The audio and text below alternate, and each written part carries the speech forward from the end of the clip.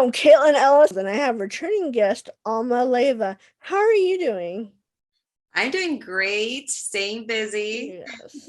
Oh, I know I've seen a lot of things you've been working on. It's great to catch up and see, kind of catch up and see what you've been up to. I know we're starting to open back up because of COVID and stuff, but can you tell us kind of still how things are working for you behind the scenes? Yeah, so during COVID, I transitioned from acting more into the behind the scenes Mhm. roles. So I got to executive produce my first SAG short called Resolve. And that one is in post production right now. So when we filmed Resolve, it was still COVID time.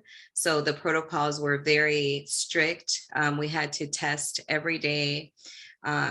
Everybody had to wear masks on set, and social distancing. Also catering was a big thing. We couldn't have open food. Everything had to be individually boxed, so it did make production a lot more rigorous.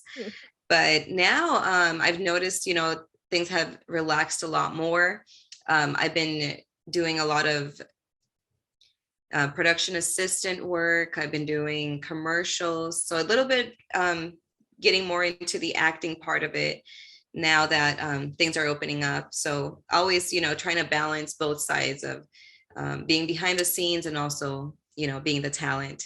So it's been really interesting and promising. There's a lot more roles opening up for diverse Mhm. individuals, for minorities, for different body sizes. So I do like to see the inclusion and um, opportunities for minorities. I think that's wonderful. And then can you please tell our audience next? Can you tell us a little more about the movie that you co-produced? Yeah, so it's called Resolve, and it was produced and written by Keith Johnson. He's a local new producer here in Sacramento. We produced the film in Elk Grove, and we got a lot of support from the mayor of Elk Grove. She's a female, so she really liked that the story talks about women in power.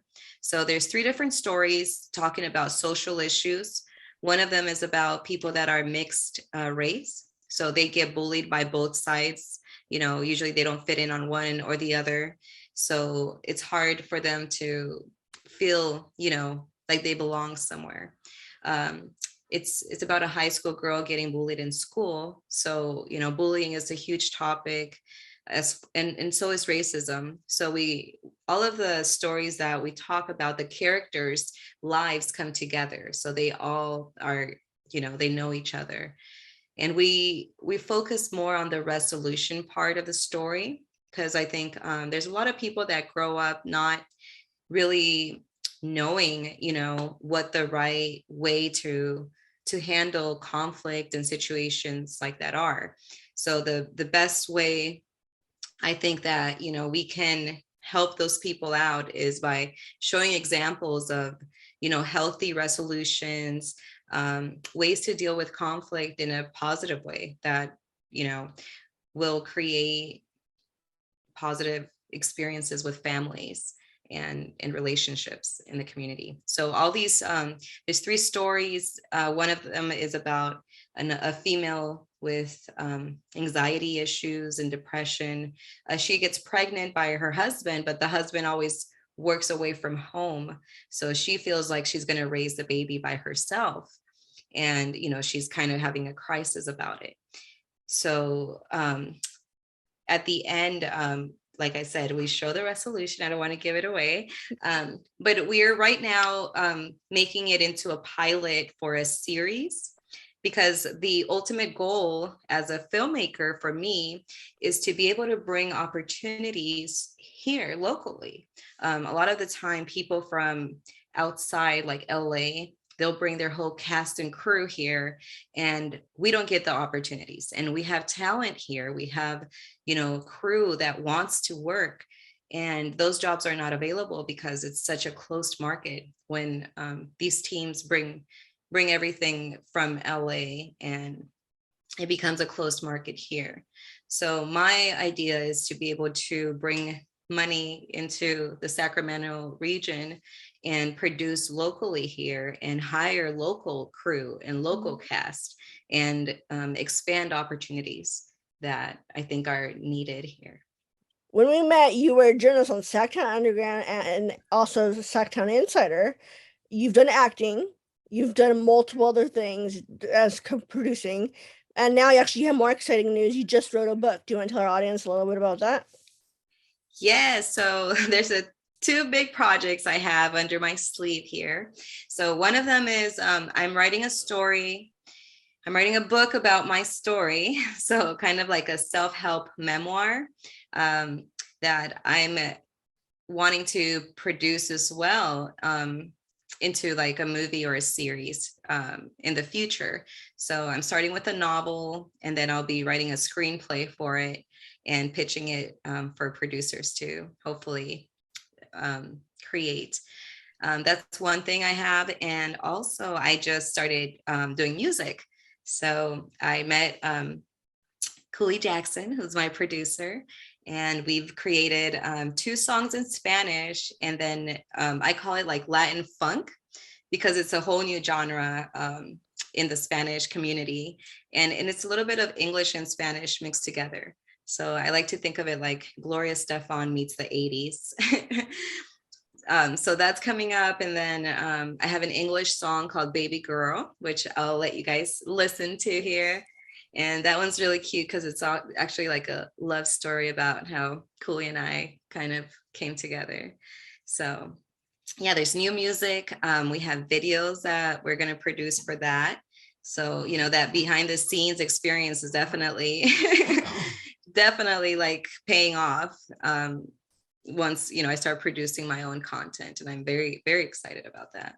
But I want to talk a little bit about your going back to the book and the singles. What would you say was the hardest part about writing your book, kind of going through that process? I think the hardest part is kind of reliving the traumatic, you know, incidents that happened. Because when you write about it, it's like you're back in time and you feel all of those feelings again. So that's why I think I want to make it into like a self-help slash, you know, memoir, because it is therapeutic to talk about it and to be able to share that with others, because there's a lot of people out there that, you know, have experiences that they're bottling up that they don't want to talk about, or they might be embarrassed to talk about. So to me, that was that's one of the hardest things, is to write about those painful things. But at the same time, you know, we don't grow without the pain. Like it's part of the growth and healing and, you know, just becoming more. And actually that is going to be the title of my book, Becoming. It's like a play off of Michelle Obama's book. So I loved her book so much. And hers is called Becoming, right? So for me, it was overcoming to become. So yeah, that's super exciting. That's going to be an amazing title, and I find that very inspirational that you're taking from your, you know, the things you've been through and you're helping others. I find that truly inspiring, and I wish you luck with, you know, getting that out and getting that story out. But also with your singles, for anybody looking to get into the music industry, what advice would you give? Because there's so much more into that than people I think realize. Oh my goodness. Yes. It's a whole new world for me. Like as a writer, it's one thing to, you know, write poetry and write short stories.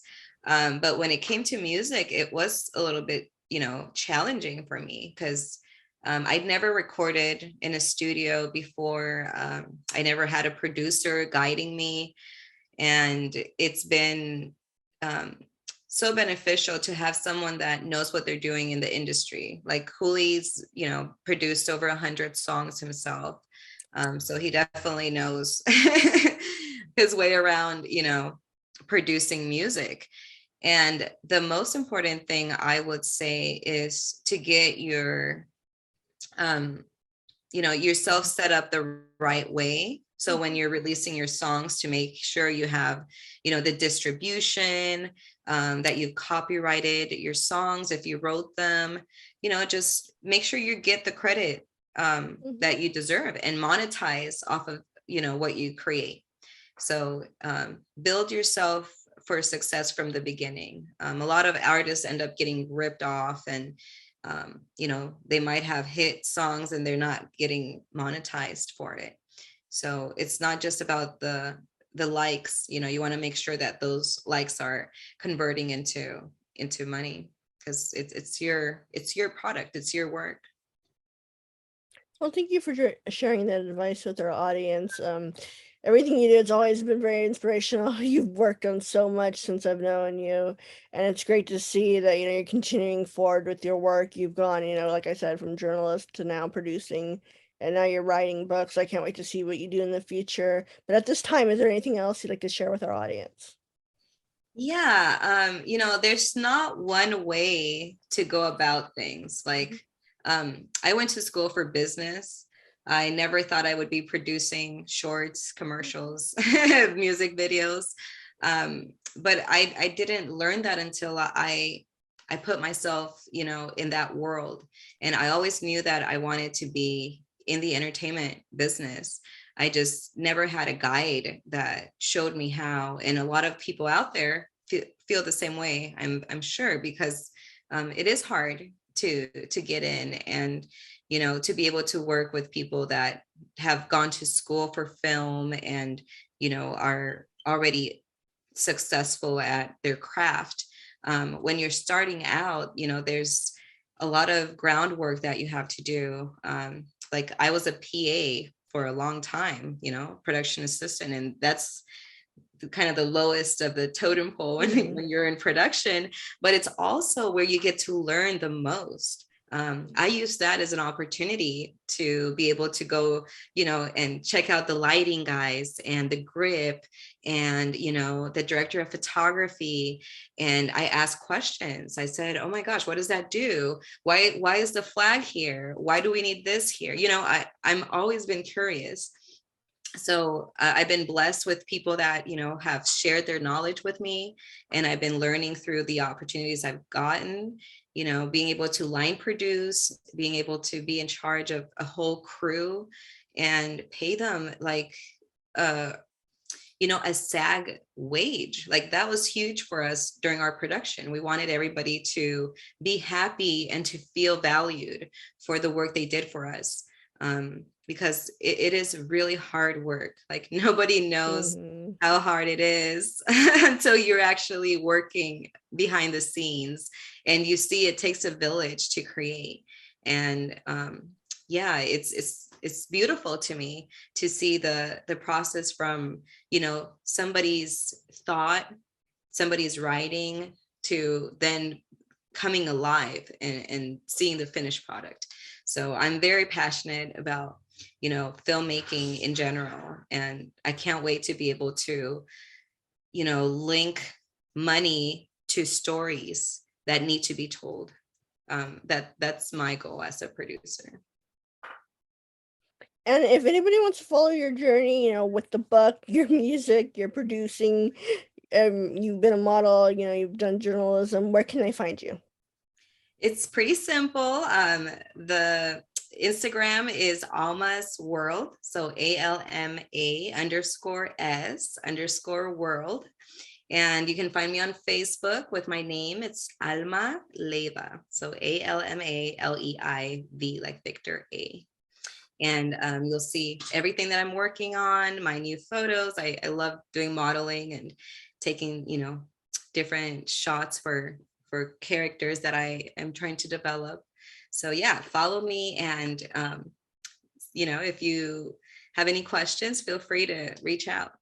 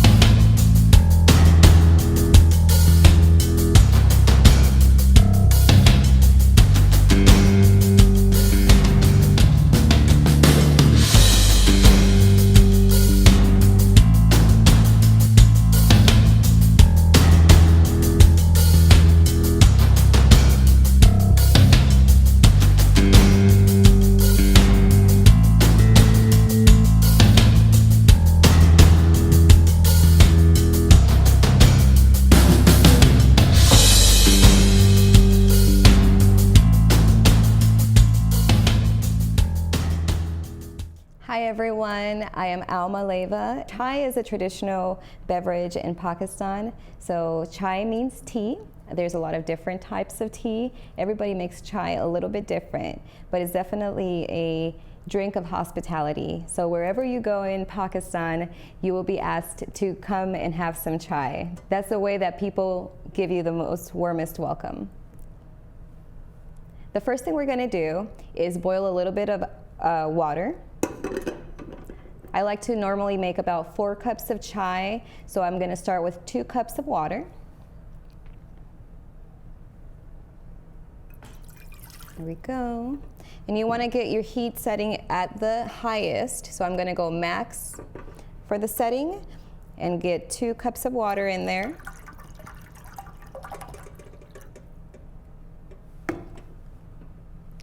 And then the first thing we're gonna do is boil our tea. So this is just regular black tea. You can find it in any grocery store. And I put about 2 tablespoons because I like my tea a little bit strong. You can put a little bit less if you don't want to have too much caffeine. Now we're gonna let that come to a boil, and then we're gonna start adding the other ingredients once that happens. So star anise and black cloves, some green cardamom, and you want to open them up because the seeds are really what has the flavor inside. And then we have some fennel seeds, and fennel seeds actually help with bad breath, so they're an excellent thing to add to your mornings. And we also have some cinnamon stalks here. So I just cut them into small pieces, and then they're ready to add. And I like my tea a little spicy, so I do add a little bit of black pepper, and that is optional for you. Now with the water, you actually want it to be a roaring boil. You want to get the tea extracted, and you want to start adding the flavors. So the way I like to add my flavors is start with the cardamom. So the cardamom, we're actually going to take it out of the shell because that's how the flavor is actually extracted.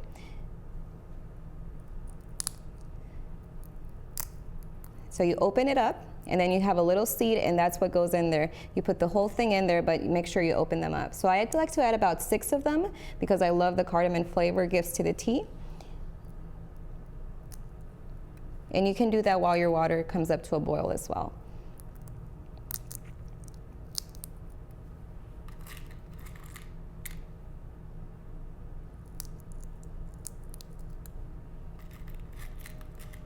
So you start adding the ingredients in the way that you want to develop the flavor.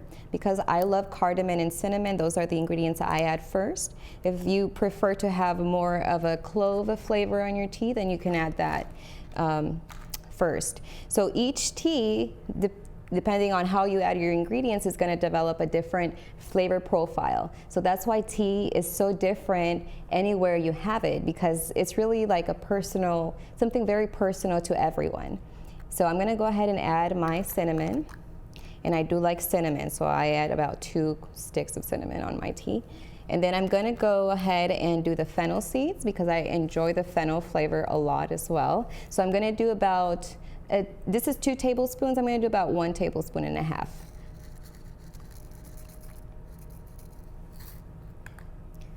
We have some black pepper. So I add about, this is about 5 whole black peppers. And lastly, I'm gonna add the cloves and the star anise because I don't want that to overpower everything, so I like to add that at the end of it. Just gonna wait for it to come to a boil, and as that happens, you can go ahead and start mixing your ingredients.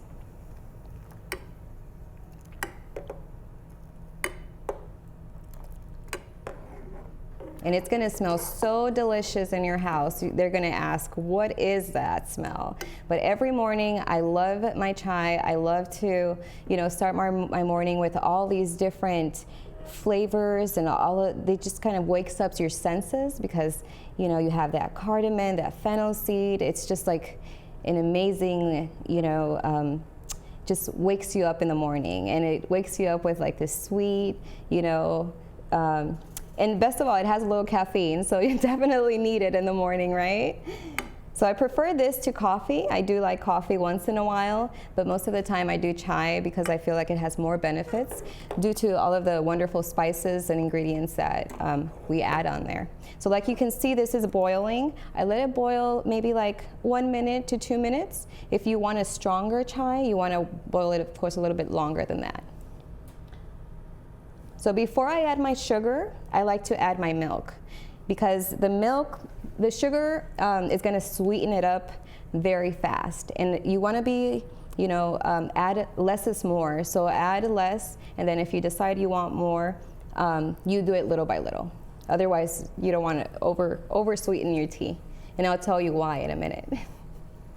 So now we have this to a roaring boil. Here goes the milk.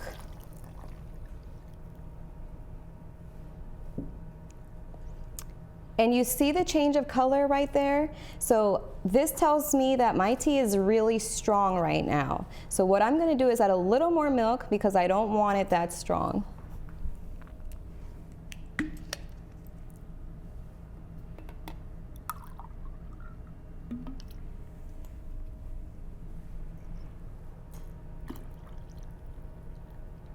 Okay, that's 2 cups now. And I'm gonna do a little bit more. So 2 cups, maybe a quarter. And that's the perfect color for me. Now I'm gonna let the milk come to a boil, and it's gonna basically we're gonna steam it. So at this point, the milk is gonna come up, and we're gonna watch it before it flows over. So it's gonna create this beautiful foam on top. So it's almost like you're having a creamy like cappuccino, but it's actually chai. And this is the traditional way that Pakistanis make chai. So here it's starting to get where I want it, but we actually want it to almost like it's gonna boil over. It's gonna look like it's gonna boil over, but I'm gonna show you a trick so it doesn't. Don't stop paying attention though, because it happens really, really fast. And at this point I have the milk boiling with the tea, so I'm gonna start adding my sugar. This is about 2 tablespoons. I'm gonna add half of it first, and then I'll try it and see if it's good enough.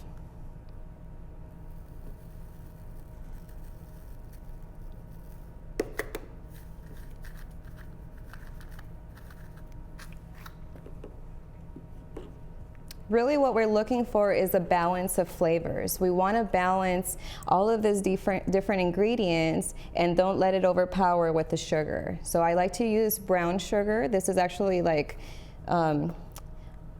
semi-brown, I'm not sure.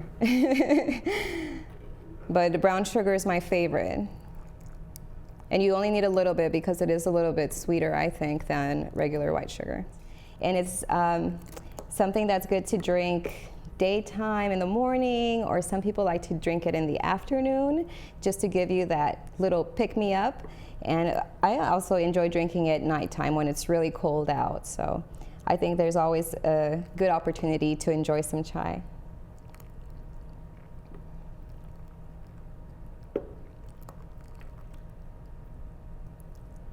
Okay, now I'll stop moving it so you guys can see what's gonna happen.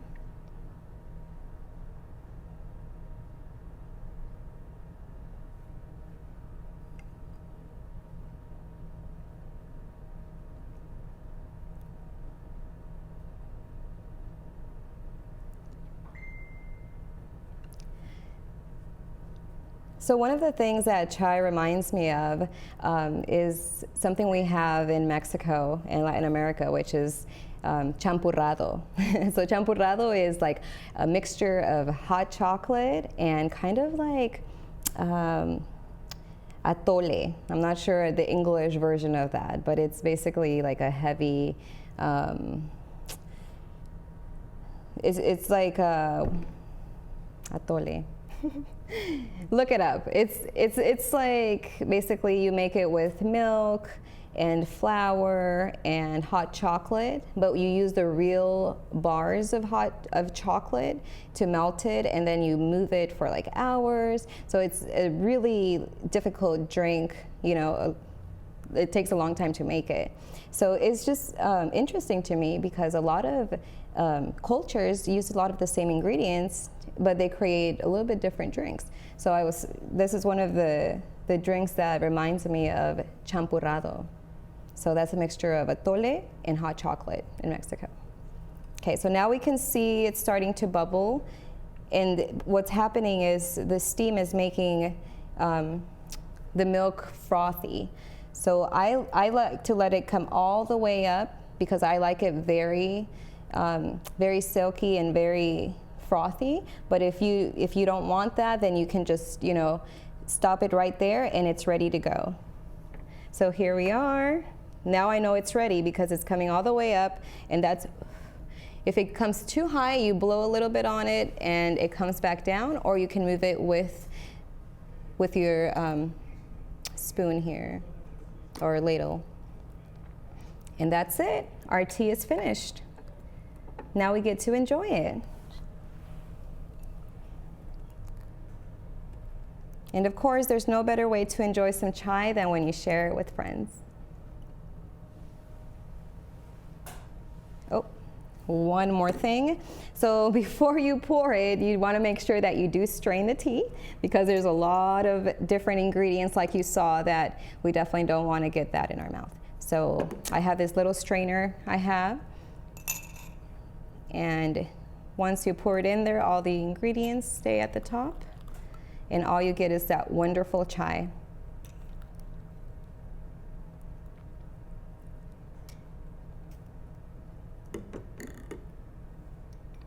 Wonderful. Salud.